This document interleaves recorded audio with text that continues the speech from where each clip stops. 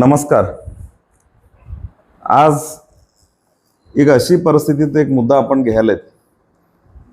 जत तालुक्यात एवढं फार मोठं दुष्काळाचं वातावरण तयार होऊन एक बाजूला शेतकऱ्यांचा हाल होत आहेत पाऊस न झाल्यामुळे, आणि मागच्या 2-3 महिन्यापासून जे वारंवार ते प्रश्न उठालेत तालुक्यात, ते वीज बिला TC आणि आपलं करंट सप्लाय संदर्भात.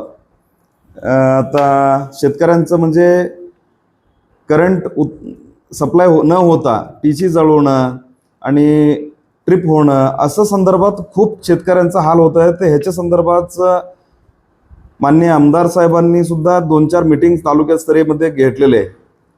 असं पाठपुरावा आम्ही सुद्धा एक उपसभापती म्हणून, पंचायत समिती उपसभापती म्हणून आमचे सुद्धा रोल म्हणजे शेतकऱ्यांचा प्रश्न सुटायला कंटिन्युअसली फॉलोअप घेत आहेत. अशा परिस्थितीत आता शासनानं 83 ट्रान्सफॉर्मर्स जत तालुक्याला, जत विभागाला 42 सब डिव्हिजनला 41 ट्रान्सफॉर्मर परवा मंजूर झालेले आहेत. त्याच्यातलं काही म्हणजे एक 10-12 TC आता बसवले असेल. म्हणजे हे मंजूर येऊन एक महिनाभर होत आलं, तरी सुद्धा शेतकऱ्यांचं TC अजून बसवता कामा होता नाहीत. ह्याचे कारण काय? याच्यात भ्रष्टाचाराचं कारण आता समोर आलेला विषय आमच्या समोर आलेले आहे. हे सुद्धा म्हणजे आपण अधिकाऱ्याला सुद्धा कळवलेलं आहे.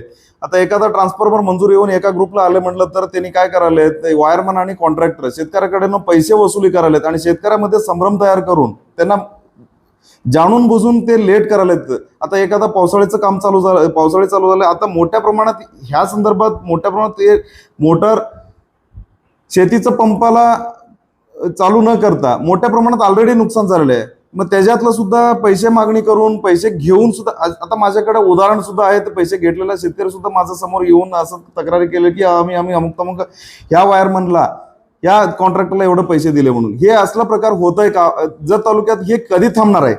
जत तालुक्याचा परिस्थिती काय होणार आहे आता? हे कधी थांबणार? काय भ्रष्टाचार थांबणार कधी आहे?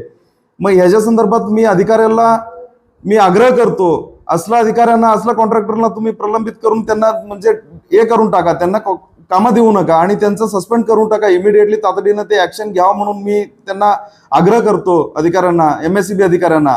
MSEB संदर्भात जे काही मोठे प्रश्न व्हायलेत आणि ते बसून, आणि अजून सुद्धा ते प्रश्न अजून सुद्धा मिटलेले नाही. संध्याकाळीचं 7 ते 10 लाईट म्हणावा आणि ते शेती पंपाला म्हणजे 8 तासाचं 6 तास केलेलं आहे.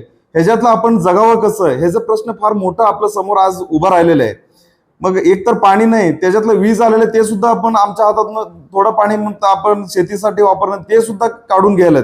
मग हा शेतकऱ्याचा प्रश्न मिटायचं म्हटलं तर ते अधिकाऱ्याने सगळ्यांनी व्यवस्थितपणे काम राबवले तर होते, आणि हे भ्रष्टाचार इमिडिएटली थांबावा. आणि ते कोण केले असं माझ्याकडे पुरावा सुद्धा आहे. तुम्ही येऊन माझ्याकडे, मी ऑलरेडी तुम्हाला ते कंप्लेंट सुद्धा केलेले, ते एक्झिक्युटिव्ह इंजिनियर पाटील साहेबांना ऑलरेडी मी त्याच्याबद्दल माहिती दिलेलं आहे. त्यांच्यावरती योग्य कारवाई तातडीनं व्हावा हे माझा आग्रहाचं विनंती. नाही तर आपण शेतकऱ्याला घेऊन उपोषण आंदोलन सुरू करायचं पाळी तुम्ही आणू नका.